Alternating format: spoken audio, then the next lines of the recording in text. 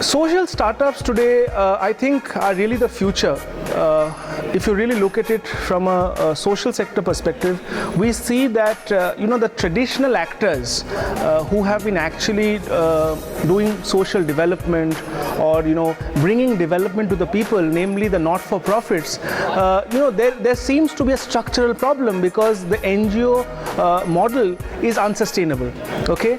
On the other hand, you have businesses who are basically, their core mandate is not to do welfare. Their core mandate is to earn profit and to distribute it. And I think that is where social enterprises or social startups play such an important role, because they offer this hybrid model.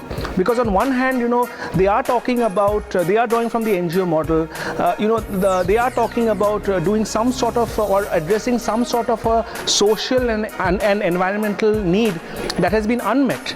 Okay, because the government also has its limitations. The government is not able to really penetrate into some areas, both thematic and geographic. And some of these social startups that are emerging, it is almost them emerging from the ground. Many of them are, be it the rural agripreneurs or the entrepreneurs, are actually a part of these communities, which have been underserved. And they are realizing that, let us not wait for some institution to come and, solve our problems. Our problems are our problems, and we have to do something about it. So, therefore, I think, social enterprises or social startups are so important for India, because, the market-based model really excludes a lot of people, And I think social enterprises or social startups, definitely they must focus on being an enterprise first. I always say this. And once they have focused on, becoming an enterprise, they should also equally focus on achieving social goals.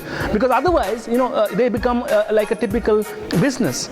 So, I think a social startup always has to have a very fine balance, between achieving social goals as well as business goals. A social enterprise or social startup does not make profit.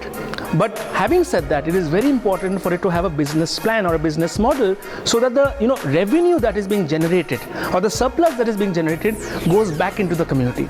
And I think this is an excellent model of what J.R.D. Tata said, that what comes from the people must go back to the people several times over. And I think that is the larger approach that social enterprises kind of play.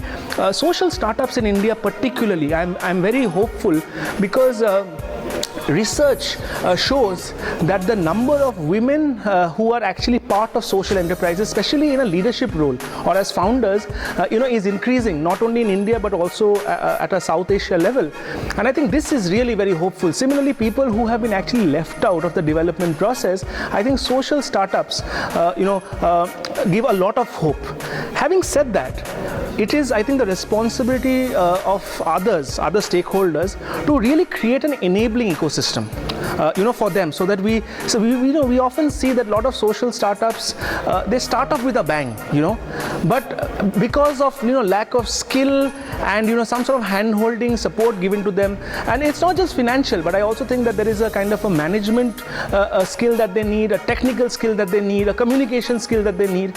So if we can create a conducive environment or an ecosystem, which I think something like a Rural Dialogues has done, I think the social startups could really be a game changer in India, and the government of India has really provided full support to, I think, the whole startup culture through its Startup India, Make in India, ease of doing business. So I think the government is very, very proactively supporting social startups. I think it's time for others, corporates, academia, and other people who are involved in this to actually step up and also supplement the government efforts.